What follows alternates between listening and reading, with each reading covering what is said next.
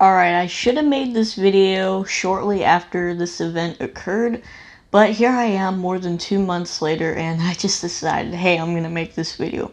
As you can already see from the title, I'm gonna be talking about my day on the 20th anniversary of 9/11.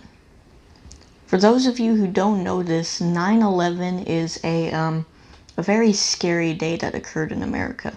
20 years ago on September 11, 2001, 4 airplanes crashed into 4 different locations across America. 2 planes hit the Twin Towers in New York, what once was the Twin Towers. Another one hit the Pentagon in Washington, D.C., and another one crashed into a field in Pennsylvania, and that plane was going to hit either the Capitol or the White House, but the passengers fought back and diverted the plane into an open field. This was part of a terrorist attack, and over 10 years later, they found the person in charge of this and they took him down. 20 years later, this country is still a strong nation. Everybody has rebuilt. A new World Trade Center was built in New York City, as well as a memorial where the towers once stood to remember those who died that day. Over 2,000 people lost their lives due to the hands of those terrorists. And, well, we rebuilt. We all came together as one and we rebuilt the nation. Nothing can take down America. Not since the Revolutionary War. Not since, well, the country was discovered. So I'm just going to be talking about what I did on the 20th anniversary because some very special things actually happened to me that day. So I'm going to start from the basics. I wake up at around 5 a.m. My dad's on a little guy's trip with his friends out on the golf course.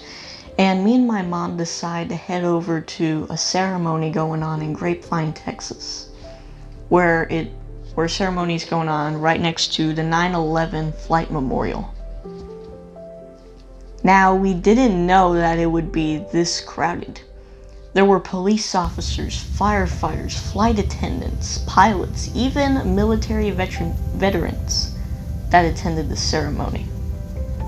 We didn't think it'd be this crowded, but for 20 years since a very terrible day, well, what do you expect? Some people made some speeches. There were even some very tear-shedding songs that played, such as ones that were written shortly after the event, like Where Were You When the World Stopped Turning, and some other things. Now, here's where one special thing did come in. A day before, in my 8th grade theater class, we were talking about someone named Beverly Bass, who was an American pioneering pilot. She was the first female pilot to fly for American Airlines. And she was flying a plane in the air on September 11th, flying from Paris to Dallas, which is a quote from a song in the Broadway musical Come From Away. Now, they had to land a plane in a small town in Canada called Gander, where several planes landed, and it nearly doubled the population of the town due to all the passengers and crew on the planes. Everyone stayed there for a few days. They made lots of friends, and, well, those friendships are still being held up today. Now, you're probably thinking, why would I be suddenly talking about this one person? She attended the ceremony, and afterwards I actually got a photo with her, as you can see right here. That was a very special moment for me because my theater teacher hadn't met her before because she got a book signed by Beverly Bass.